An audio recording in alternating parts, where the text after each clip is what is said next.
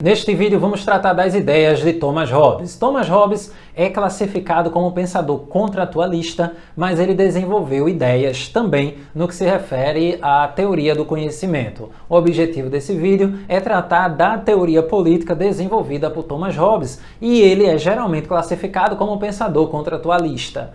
Pensadores contratualistas, assim são chamados, aqueles que acreditam, que defendem a ideia de que a vida em sociedade ela é mediada por um contrato. Contrato esse que define o que é que pode e o que é que não pode ser feito e as punições caso alguém quebre o contrato. Thomas Hobbes é um pensador contratualista, assim como John Locke e Jean-Jacques Rousseau. Porém, existem diferenças no que se refere à natureza do contrato e os elementos que garantem a manutenção, a preservação e a reprodução desse tipo de articulação entre os indivíduos. Mas isso aí é um assunto em outro vídeo. Thomas Hobbes, no que se refere ao desenvolvimento de suas ideias políticas, ele defendeu a ideia de que o ser humano ele precisa de uma ordem maior, de um poder maior, que seria o poder do Estado, porque ele é incapaz de se autogerir. Como nós somos incapazes de gerirmos a nós mesmos, então nós atribuímos ao Estado, sendo esse Estado administrado por uma ou mais pessoas, e este Estado seria responsável por garantir a segurança e o bem-estar de cada um de nós. Para Thomas Hobbes, essa situação substituiria o estado de natureza. Sendo o estado de natureza, a situação, não é necessariamente, é o estado no sentido de situação, é esse estado de natureza, ou situação de natureza, é a situação que caracteriza-se pelo fato de que todo mundo é igual. Então, antes da efetiva fundação da sociedade civil, vivíamos em estado de natureza e nesse estado de natureza não havia nenhum tipo de regulação acerca do que a gente poderia ou não poderia fazer, do que o ser humano deveria ou não deveria fazer e nem punição. A igualdade caracteriza a existência do indivíduo em um estado de natureza. No estado de natureza caracterizado por essa igualdade, um aspecto você deve lembrar, que se todo mundo é igual, se não há regulação sobre a vida de nenhum indivíduo, os indivíduos eles podem desejar, eles podem querer a mesma coisa. E isso, inevitavelmente, vai levar ao conflito. Então, no estado de natureza, que caracteriza-se pela igualdade de todo mundo, essa é uma característica fundamental do estado de natureza, se todo mundo é igual, inevitavelmente, assim, por definição, se todo mundo é igual, todo mundo pode desejar a mesma coisa. Daí a usufruir daquilo que se deseja, chega o conflito. Então, para garantir a satisfação da própria necessidade, o indivíduo inevitavelmente vai entrar em conflito com outro indivíduo que porventura queira a mesma coisa que ele. E aí Hobbes faz uma reflexão de o que é que leva, sobre o que é que leva os indivíduos a entrarem em conflito. E Thomas Hobbes ele lista 3 como sendo as causas do conflito: a competição, a desconfiança e a glória. Ou seja, nós brigamos, segundo Thomas Hobbes, porque nós buscamos a glória, porque nós somos desconfiados e porque nós estamos o tempo inteiro competindo. Então, nós competimos para auferir lucros, nós vivemos o tempo inteiro desconfiados porque buscamos a segurança e nós buscamos a glória a partir do que as pessoas vão falar sobre nós. Então, para nos fazermos e para nos mantermos como senhores das outras pessoas e das mulheres, segundo o próprio Hobbes, para defender as pessoas que nós gostamos e as mulheres, mais uma vez eu estou frisando porque isso está no texto do Thomas Hobbes, e por uma garantia de reputação, se o indivíduo olha torto para mim, se o indivíduo dá aquele sorriso estranho, se ele me trata mal, eu posso ficar incrivelmente chateado com aquilo ali e sair no braço com ele. Então, nós vivemos o tempo inteiro na iminência do conflito porque nós buscamos a glória, porque nós somos desconfiados e porque nós estamos o tempo inteiro competindo. A partir daí, o que é que o pensamento de Thomas Hobbes nos leva a identificar? Nos leva a identificar que a vida humana, antes do advento do Estado, antes da composição efetiva da sociedade civil, era uma situação de medo generalizado, porque a violência era uma realidade.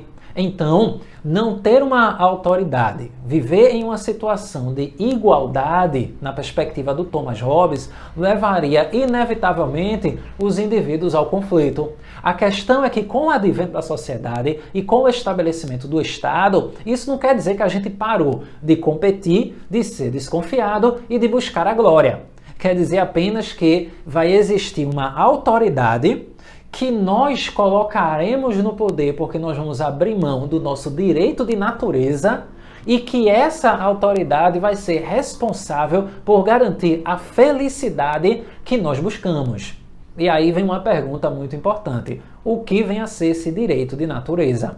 No estado de natureza, situação marcada pela igualdade e pela iminência do conflito, a única coisa que existe, né, é o direito de natureza, sendo o direito de natureza aquilo que confere a cada indivíduo o poder de se defender, do poder de se autopreservar. Então, é importante você considerar que, quando se trata de estado de natureza no pensamento hobbesiano, o direito de natureza não é uma lei efetiva como nós conhecemos na nossa existência social contemporânea. O direito de natureza diz respeito a uma condição em que eu vou poder utilizar a violência para me proteger diante de um outro indivíduo que esteja na iminência de ser violento para a satisfação de suas próprias necessidades. Então, o que é que a gente pode concluir a partir dessa ideia de Thomas Hobbes, desse quadro que ele cria, né, que ele expõe para nós da vida no estado de natureza, de que se vive constantemente com medo.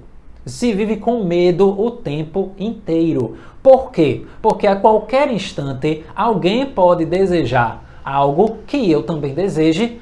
Se eu vou plantar, alguém pode vir e tomar o produto do meu trabalho. Se eu construir uma casa, alguém pode chegar e invadir. Se eu, porventura, seja casado, se eu tenho uma companheira, essa companheira pode de mim ser roubada, contanto que o indivíduo seja mais forte do que eu. Então, no entendimento de Thomas Hobbes, o ser humano, no estado de natureza, vivia constantemente marcado pelo medo. O medo da morte violenta, o medo da ação inimiga. E isso impossibilitava qualquer tipo de empreendimento. Tipo, para que eu vou plantar se eu não sei se eu vou estar aqui para colher? Para que eu vou construir uma casa e morar nela se alguém pode vir me matar e ficar com essa casa? Nessa perspectiva, para Thomas Hobbes, a liberdade natural, que é a liberdade que existe no estado de natureza, é uma falsa liberdade. É uma falsa liberdade porque não existe liberdade real quando você passa o tempo inteiro com medo do que pode acontecer com você. É nesse ponto que Hobbes também expõe qual foi a solução encontrada por nossos ancestrais. Os nossos ancestrais, em algum momento específico da história, impossível de definir exatamente onde foi nem quando foi, entenderam que era melhor abrir mão dessa liberdade natural, desse direito de natureza de usar a violência e colocar este poder, colocar esta força incrível sobre outra pessoa, e esta pessoa iria garantir a minha vida, iria garantir a minha liberdade, iria garantir a preservação do meu existir. É aí que surge a sociedade civil, é aí que surge o Estado. O Estado é criado, na perspectiva de Thomas Hobbes, a partir da necessidade dos indivíduos mais fracos de garantir a preservação de sua própria vida. Então seria algo mais ou menos assim: os fracos olharam e disseram assim, vamos criar o quadro hipotético. Ah, mas veja só, eu sou fraco, você também. Vamos fazer o seguinte, a gente podia trabalhar para garantir que fulano, que é mais forte do que nós dois, nos proteja. Então ele não vai precisar cuidar da terra. Por quê? Porque a gente vai cuidar. Agora ele tem que garantir que ninguém vai nos matar. Então, isso acontece, isso tem nome, é o pacto de transferência. No pensamento de Thomas Hobbes, o que leva o indivíduo a abrir mão da liberdade natural é o pacto de transferência. Por causa do medo da morte, do desejo de uma vida confortável e da esperança de conseguir uma vida confortável através do próprio trabalho, que os indivíduos vão abrir mão dessa liberdade natural.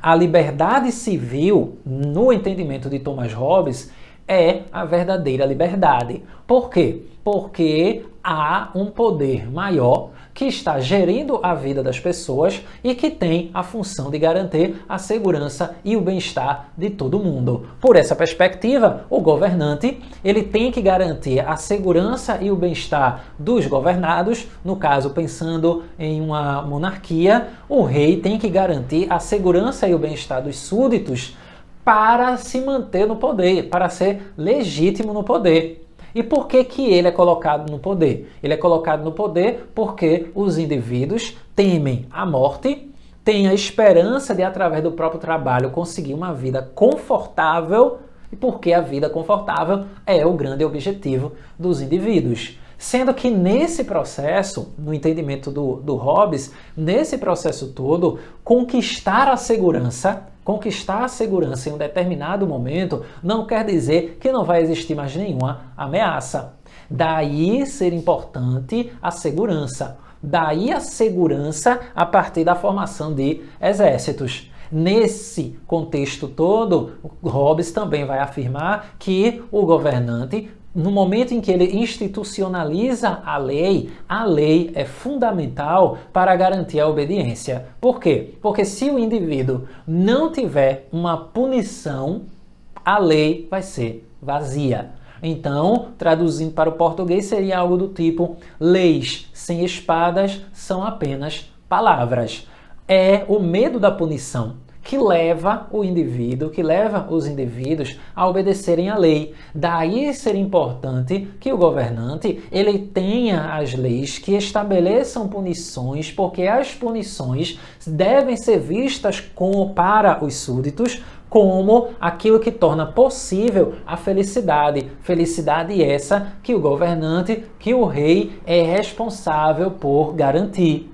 E é aí onde tem um elemento fundamental na reflexão do Thomas Hobbes sobre a existência humana e sobre a gestão da vida humana a partir do Estado, é que o Estado vai o tempo inteiro jogar com esses dois afetos fundamentais, o medo e a esperança. Ou seja, o medo da morte violenta e a esperança de não morrer violentamente, a esperança de conseguir sobreviver, conseguir uma vida confortável através do trabalho, que vai fazer com que os indivíduos abram mão daquela liberdade natural. O que é que o Estado vai fazer a partir daí? O Estado vai jogar com esses interesses, ele vai jogar com esses dois afetos. O Estado não vai garantir a segurança plena de todo mundo, mas também não vai deixar todo mundo desamparado. Ou seja, um exemplo prático para você entender. Imagine uma pessoa que vive em uma periferia do país. Imagine que esse indivíduo desce do ônibus em altíssima velocidade porque ele morre de medo do que pode acontecer no percurso do ponto A para o ponto B, sendo o ponto A a parada de ônibus e o ponto B a casa dele. Um belo dia, ao descer do ônibus, ele vê que tem uma viatura da polícia parada ali. Aí ele será que aconteceu alguma coisa? Movido por alguma desconfiança, ele passará por ali e tal, mas aí, nos outros dias, primeiro dia, segundo dia, terceiro dia, quarto dia, quinto dia, no sexto dia ele já se sente mais seguro. Por quê? Porque ali tem uma viatura da polícia que está garantindo para ele que ele não vai ser roubado.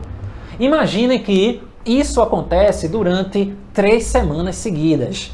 Imagine que na quarta semana, esse indivíduo desceu do ônibus e olhou, não tinha viatura da polícia.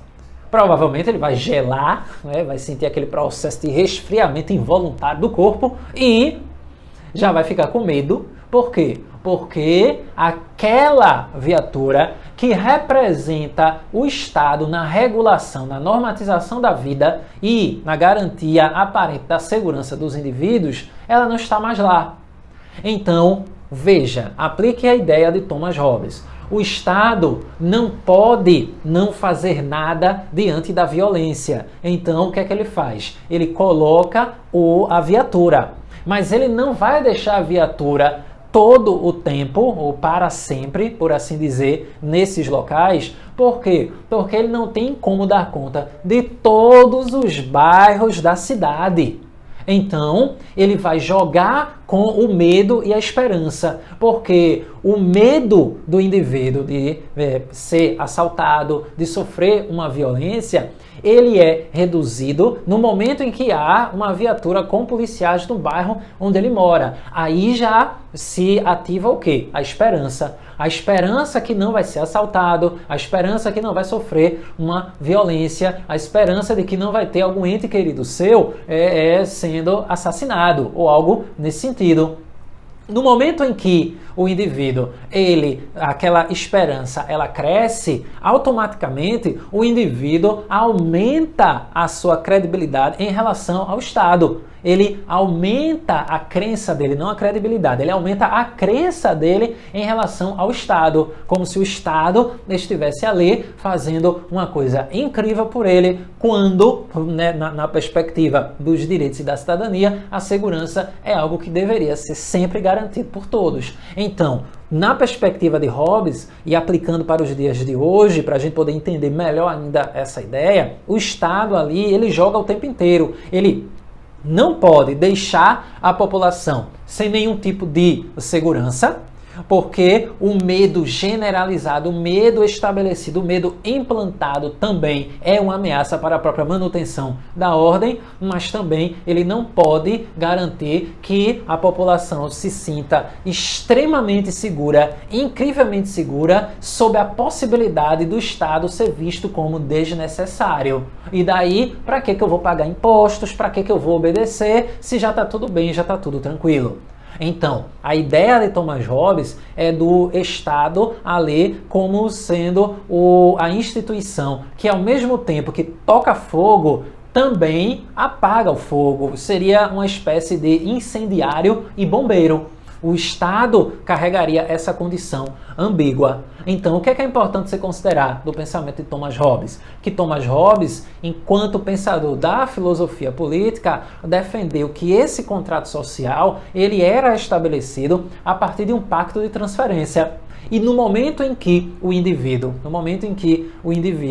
ele não tinha mais a garantia da segurança e do bem-estar, ainda assim ele não poderia agir. Não era legítima a reação contra o Estado. Para Thomas Hobbes, só havia um limite e uma situação em que era legítima a reação contra o Estado. No momento em que o Estado ele impedia o indivíduo de circular livremente. Considerando que Hobbes era um atomista, um pensador atomista, então para ele era crucial, era fundamental a defesa dessa livre circulação. Sobre o atomismo, a gente vai tratar em outro vídeo, quando tratarmos aqui de teoria do conhecimento. Então, pensar o Estado na perspectiva de Thomas Hobbes é pensar o Estado como sendo o que foi criado por causa da incapacidade humana de se autogerir e por causa do medo da morte violenta e da esperança de não morrer violentamente e de conseguir sobreviver garantindo uma vida confortável através do próprio trabalho. E assim chegamos à análise de caso. Na análise de caso, como você pode acompanhar na sua ficha, você tem a canção, o hino de Duran, que faz parte da Ópera do Malandro, na voz lá do Chico Buarque. E aí a canção ela traz todo o processo de ação da lei sobre o indivíduo. A lei que cerceia, a lei que regula, a lei que fareja tal qual um cachorro, tal qual um Doberman, que vai e encontra o indivíduo onde ele estiver. Essa perspectiva da lei como parte da criação do Estado para regular, para normatizar a vida do indivíduo, tem o objetivo, pelo menos na perspectiva hobbesiana, tem o objetivo de garantir a regulação da vida para que todos possam viver em segurança, com bem-estar e assim sendo felizes. Então, Hobbes é um pensador que apresenta para a gente uma série de elementos que pode nos ajudar a pensar, inclusive, a forma como o Estado está se organizando a partir do século XXI. Se você for considerar o momento em que esse vídeo está sendo gravado e você tem a pandemia tomando conta do planeta, a pandemia de Covid-19 e as ações do Estado no que se refere ao monitoramento e ao controle da população, a gente pode ter o que se poderia chamar de Leviatã digital. Seria esse Leviatã que regularia a vida da gente com o objetivo de garantir a preservação da nossa própria vida diante de uma situação de perigo muito maior. Então, Thomas Hobbes é esse pensador que instiga muitos debates, instiga muitas polêmicas, porque, entre outras coisas, ele atribui de uma forma bem pessimista a justificativa do porquê que a gente vive em sociedade. Vivemos em sociedade, como se lembra a partir do Aristóteles, porque nós somos naturalmente sociáveis, mas para Hobbes não. Nós vivemos em sociedade porque nós buscamos a nossa autopreservação.